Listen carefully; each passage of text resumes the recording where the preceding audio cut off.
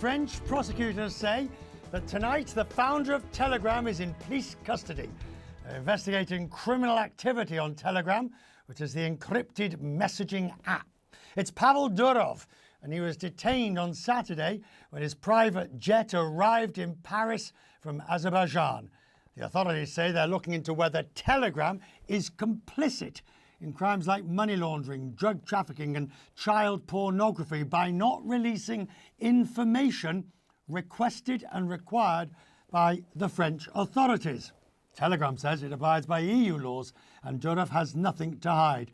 Claire Duffy is with me. Anyone who knows about Telegram, I mean, it is a hotbed of nefarious activity in many different ways for the purchase of narcotics and this, that and the other. But nobody's suggesting that Durov himself was involved in that, are they? Well, Richard, what we know at this point is that, yes, they believe that the French seem to be investigating this, they say, crime that happened dating back to July 8th, whether Telegram was complicit in fraud, in money laundering, in child sexual abuse material trafficking, drug trafficking.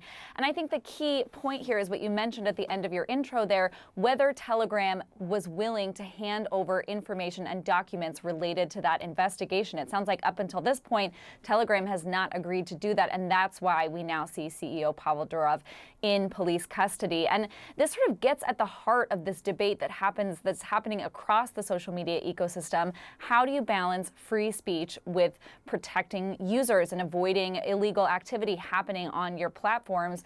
Telegram has certainly fallen much more strongly in the camp of free speech. This is an encrypted app, which means that the platform itself doesn't have a lot of control or oversight in terms of how people are using the platform. And law enforcement also doesn't have a lot of oversight in terms of the kinds of conversations that are happening here.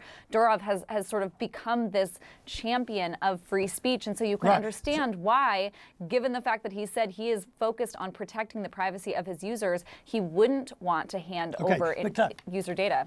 Right, so let's work our way up this scale, if you will. You've got SMS messaging, if you will. That just about anybody and their brother can read that in terms of law enforcement. You've then got WhatsApp, which makes a huge fuss about its encryption and that it's end-to-end encryption. But it's still not as high and it still is possible to get. And then you have Telegram and those that are like Telegram. And their argument is, look, you can't have encryption only for the good guys, I suppose, is what they say. That's the point. I think, Telegram has become this really important communication tool in places like Russia and Iran, where free speech is curtailed. It's also become an important tool in Ukraine, where citizens are warning each other of air raids. But that same privacy that helps, people in countries that are facing oppression also means that criminals can use this app to do things like, again, money laundering, drug trafficking. This is a platform that's really popular with terrorist groups and far-right extremists. But it is interesting because Telegram does have some control over the platform. Just a few weeks ago, Telegram said that it was removing calls to violence after reports that it was involved in helping organizers organize those violent UK riots that we saw. Telegram also previously removed some channels associated with Hamas after the outbreak of the Hamas-Israel war last year. So it does have some control. It says that it doesn't allow calls to violence, for example. But, I think this question of who gets to decide what is harmful content and what this platform needs to remove. Clearly, the French government thinks that it's not doing a good enough job. And of course, there will be EU issues there as well. I'm grateful, Claire. Thank you very much. As for Pavel Durov himself, he granted CNN a rare interview in 2016. A few months earlier, the French officials had discovered terrorists used Telegram to carry out the Paris terror attacks. And Durov said end-to-end encryption is an all-or-nothing proposition. You cannot make messaging technology secure for everybody except for terrorists. You cannot make it safe against criminals and open for governments. So it's either secure or not secure. Matthias Stury is there, senior researcher at the University of St. Gallen in Switzerland. Look, he studies encrypted messaging apps and how they're used in illegal markets. I read the fascinating report that you put together on this. Telegram, I mean, look, if you spend half an hour, 20 minutes, 15 minutes in the right chat groups, etc., you will find things of a nefarious, narcotic and illegal abilities. What can Telegram do about that? Well, I mean, thank you very much. Telegram, it's an application that facilitates continuously illegal trade of different types of products, drugs, images, originated in sexual abuse of children.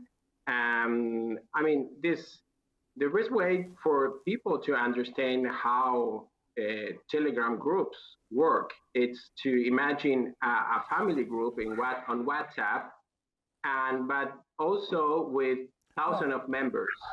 But it's the anonymity, isn't it? Because the ability. I mean, law enforcement can go into those groups as well and see who's in there, but they can't see private messages encrypted end to end, and there is a veil of secrecy over those participants. Certainly, the main Telegram is the king of this type of messaging applications because of the anonymity features. But also, not only that, I mean, this is part of the story. The other part of the story is that Telegram doesn't cooperate with authorities. Because I give an example. Meta has also encryption features. Not all the features Telegram has, but has, for example, encryption, offers encrypted communication. But Meta does cooperate with authority, and that is a problem with Telegram. Okay, so we've got two things here. We have two issues. We have the either unwillingness or inability of them to remove stuff from the site and from the platform, and you have the unwillingness to cooperate, which I think is essentially what Durov's been arrested over. Telegram's refusing to cooperate. Which of those is more serious, the lack of cooperation or the refusal to remove? I mean, I would say both. The lack of cooperation, it is more, I would say, it is a responsibility of the company to cooperate with authorities, because this is a global service. But the enforcement is in charge of local authorities in every country. And what happens, at least in my interviews with law enforcement authorities, is that they say, we know the groups, we know what is happening, but the problem is that we cannot do anything because the company doesn't cooperate. On the other hand, the problem is the features. The company keeps developing features for in order to make communication even more difficult to trace. So is the answer, or part of the answer, the refusal of, say, Apple and the other iOSs and the other operating systems to refuse to have Telegram, pressure being put to bear to refuse to put Telegram on their app stores unless they clean up their act? No, I don't think so. I mean, Telegram is well known because it doesn't cooperate with authorities, and users know that. Users know that the company is not cooperating. I don't see the problem in other companies that they don't want to have a Telegram on the app stores. I think that every user, even more people who are operating in illegal markets, they know that, and this is the reason because they use the app. I'm grateful for you, sir. Thank you very much for joining us. No, you're welcome.